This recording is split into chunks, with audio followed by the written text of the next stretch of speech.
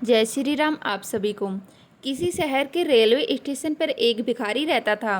वह वहां आने जाने वाली रेलगाड़ियों में बैठे यात्रियों से भीख मांगकर अपना पेट भरता था। एक दिन जब वह भीख मांग रहा था तो सूट बूट पहने एक लंबा सा व्यक्ति उसे दिखा। उसने सोचा कि यह व्यक्ति बहुत अमीर लगता है, इससे भीख मांगने पर यह मुझे ज़रूर अच्छे पैसे देगा। वह उस लंबे व्यक्ति से भीख मांगने लगा। भिखारी को देखकर उस लंबे व्यक्ति ने कहा, तुम हमेशा मांगते ही रहते हो, क्या कभी किसी को कुछ देते भी हो? भिखारी बोला, साहब मैं तो भिखारी हूँ, हमेशा लोगों से मांगता ही रहता हूँ।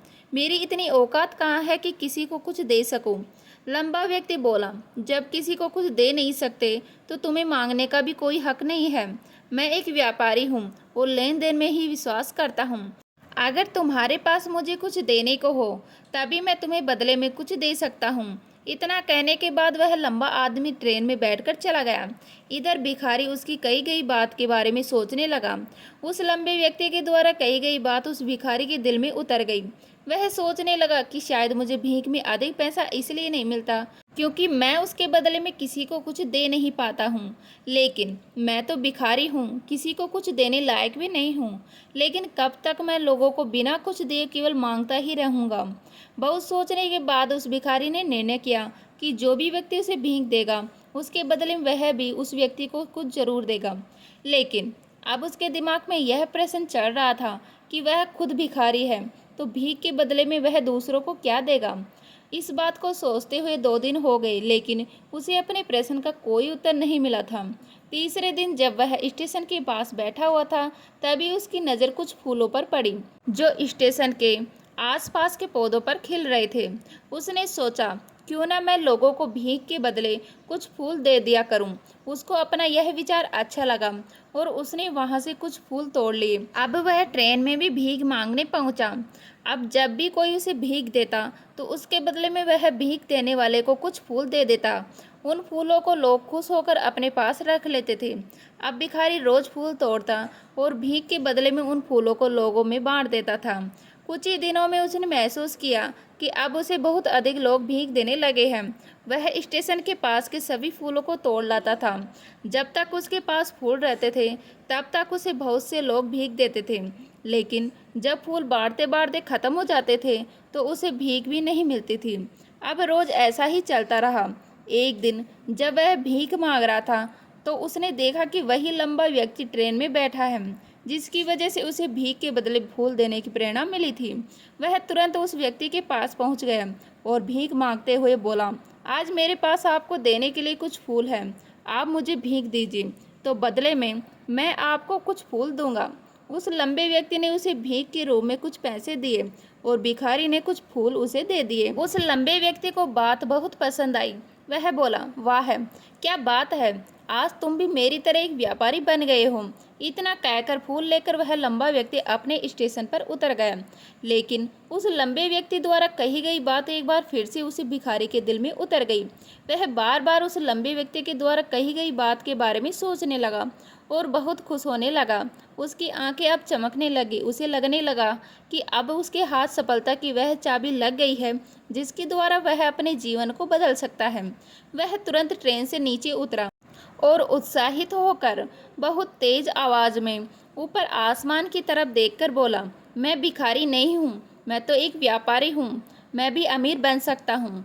लोगों ने उसे देखा तो सोचा कि शायद यह भिखारी पागल हो गया है और अगले दिन से वह भिखारी उस स्टेशन पर फिर कभी नहीं दिखा।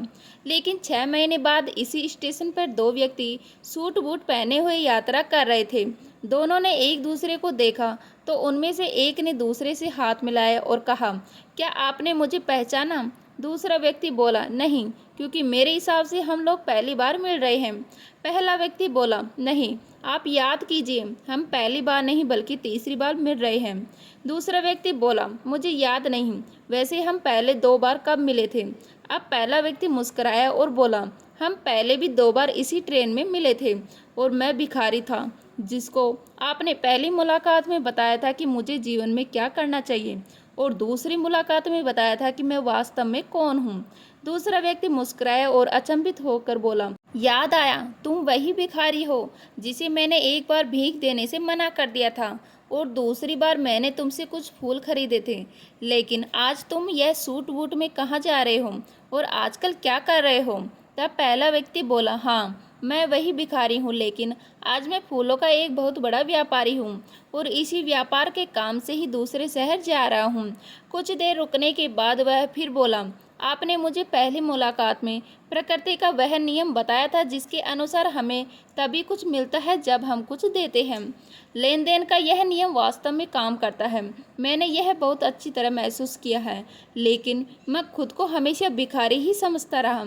इससे ऊपर उठकर मैंने कभी सोचा ही नहीं, और जब आपसे मेरी दूसरी मुलाकात हुई तब आपने मुझे बताया कि मैं एक व्यापारी बन चुका हूँ। अब मैं समझ चुका हूँ कि मैं वास्तव में एक भिखारी नहीं बल्कि व्यापारी बन चुका हूँ। मैंने समझ लिया था कि लोग मुझे इतनी भीख क्यों दे रहे हैं, क्योंकि वह मुझे भीख नहीं दे रहे हैं बल्कि उन फूलों का मूल्य चुका रहे थे। सभी लोग मेरे फूल खरीद रहे थे क्योंकि इससे सस्ते फूल उन्हें कहाँ मिलते। मैं लोगों की नज़रों में एक छोटा व्यापारी था, लेकिन मैं अपनी नज़रों में एक भिखारी ही था। आपके बताने पर मुझे समझ आया कि मैं एक छोटा व्यापारी हूँ। मैंने ट्रेन में फूल बांटने से जो पैसे इकट्ठे किए थे उनसे बहुत से लोग फूल खरीदे और फूलों का व्यापार बन गया। यहाँ के लोगों को फूल बहुत पसंद है और उनकी इसी पसंद ने मुझे आज फूलों का बहुत बड़ा व्यापारी बना दिया है। दोनों व्यापारी अब खुश थे और स्टेशन आने पर साथ उतरे और अपने अपने व्यापार की बात करते हुए आगे बढ़ गए। इस कहानी से हमें बहुत कुछ सीखने को मिलता है। कहानी में लंबा व्यापारी गिव एंड टेक के नियम को बहुत अच्छी तरह जानता था। दुनिया के सभी बड़े व्यापारी इसी जीवन के नियम का उपयोग करके सफल हुए हैं। इस फार्मूले को उसने भिखारी को भी बताया। भिखारी ने इस प्राकृतिक नियम को अपना लिया और इसका असर उसके जीवन में साफ दिखाई देने लगा। उसने अपनी सोच बदली और उसकी ज़िंदगी बदल गई। यह कहानी हमें बताती है कि हम यदि अपनी सोच बदल लें तो कुछ भी हासिल किया जा सकता है। यदि हम खुद को छोटा समझते रहेंगे तो हम हमेशा छोटे ही बने रहेंगे। बड़ा बनने के लिए हमें अपनी सोच को बदलना होगा और खुद के बारे में बड़ा सोचना होगा। कहानी का सार यह है कि सफलता आपकी सोच में छुपी होती है।